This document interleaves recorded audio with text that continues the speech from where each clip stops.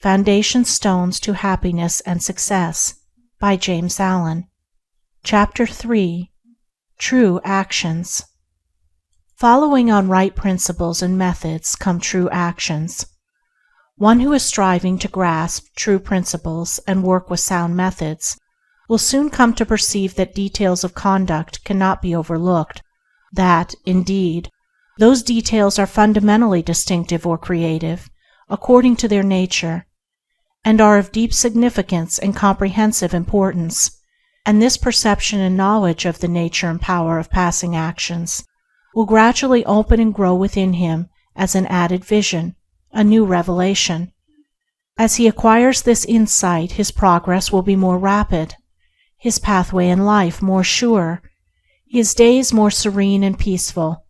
In all things he will go the true and direct way, untroubled by the external forces that play around and about him. Not that he will be indifferent to the welfare and happiness of those about him, that is quite another thing, but he will be indifferent to their opinions, to their ignorance, to their ungoverned passions. By true actions, indeed, is meant acting rightly towards others, and the right doer knows that his actions, in accordance with truth, are but for the happiness of those about him, and he will do them even though an occasion may arise when someone near to him may advise or implore him to do otherwise. True actions may easily be distinguished from false by all who wish so to distinguish, in order that they may avoid false action and adopt true. As in the material world we distinguish things by their form, color, size, etc., choosing those things which we require, and putting by those things which are not useful to us, so in the spiritual world of deeds we can distinguish between those that are bad and those that are good by their nature, their aim, and their effect, and can choose and adopt those that are good and ignore those that are bad. In all forms of progress, avoidance of the bad always precedes acceptance and knowledge of the good. Just as a child at school learns to do its lessons right by having repeatedly pointed out to it how it has done them wrong, if one does not know what is wrong and how to avoid it, how can he know what is right and how to practice it? Bad or untrue, actions are those that spring from a consideration of one's own happiness only, and ignore the happiness of others, that arise in violent disturbances of the mind and unlawful desires, or that call for concealment in order to avoid undesirable complications. Or true actions are those that spring from a consideration for others, that may arise in calm reason and harmonious thought framed on moral principles, or that will not involve the doer in shameful consequences if brought into the full light of day.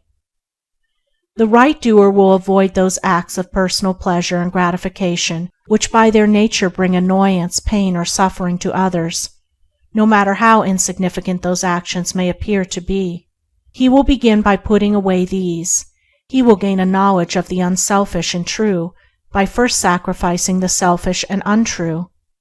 He will learn not to speak or act in anger, or envy, or resentment, but will study how to control his mind, and will restore it to calmness before acting, and most important of all, he will avoid, as he would the drinking of deadly poison, those acts of trickery, deceit, double-dealing, and some personal profit of advantage, and which lead, sooner or later, to exposure and shame for the doer of them.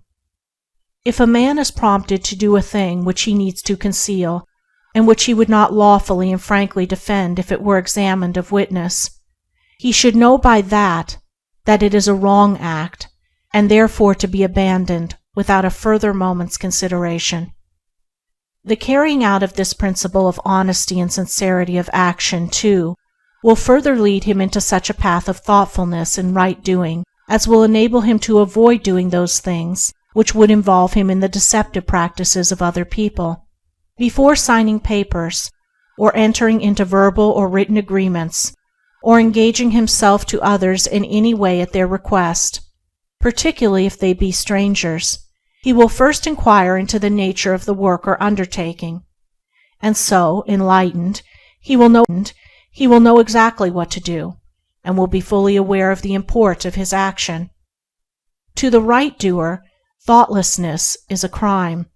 Thousands of actions done with good intent lead to disastrous consequences because they are acts of thoughtlessness, and it is well said that the way to hell is paved with good intentions. The man of true action is, above all things, thoughtful. Be ye therefore wise as serpents and harmless as doves.